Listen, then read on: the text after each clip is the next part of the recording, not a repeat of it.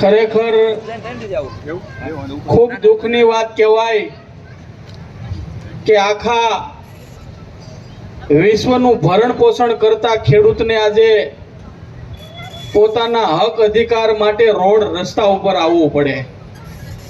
અને ધન્યવાદ છે આ ખેડૂતો માટે લડતા,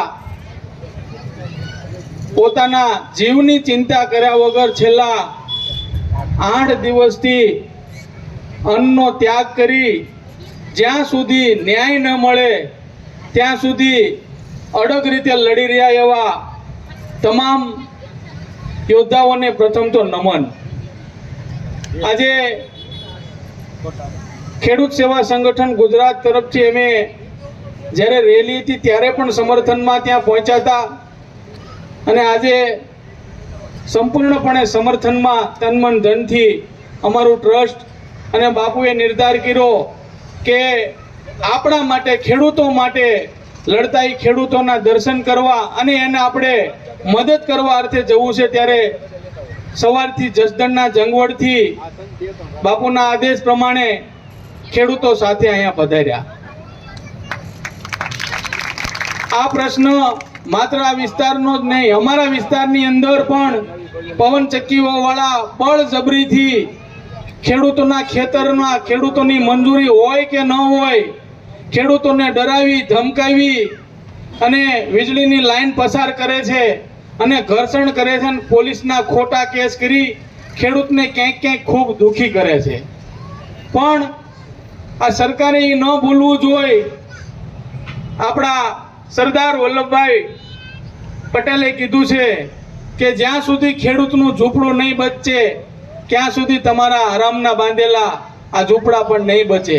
રાત દિવસ મહેનત કરતા ખેડૂતોના હક માટે જ્યારે વાત લઈને જાય ત્યારે આ દેશની અંદર કંપની રાજ ચાલતું હોય એમ કંપનીની વાત સાંભળવામાં આવે પણ ખેડૂતની વાત સાંભળવામાં આવતી નથી.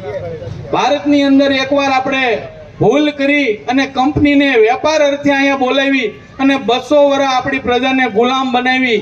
આ સરકારને ખરેખર આની ઉપર ગંભીરતાથી ચર્ચા વિચારણા કરવી જોઈએ કે વિદેશોની આ જ રીતે પવનચક્કી હોય કે મોટી વીજ મથકો હોય કે આવી કંપનીઓને અહીંયા આમંત્રણ તો આપે છે પણ એક સમયે આ ખેડૂતો જે અનાજ નહીં પકવે તો આપણે કઈ રીતે બધાનું ગુજરાન ચાલશે.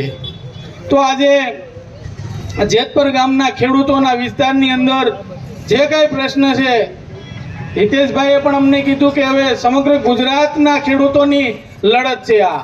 ત્યારે આ લડતને સરકાર વહેલામાં વહેલી તકે નિવાડો લાવે, અન્યથા ગુજરાતના દરેક ગામડે ગામડે હવે આ પ્રકારના આંદોલન કરવા પડશે.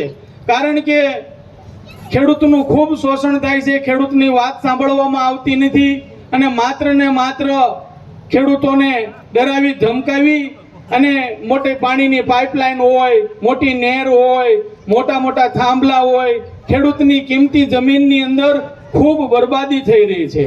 ત્યારે ફરીવાર ધન્યવાદ આ તમામ ખેડૂતોનો. અમે તમામ પ્રકારે ખેડૂત સેવા સંગઠન ગુજરાત તમારી સાથે છીએ.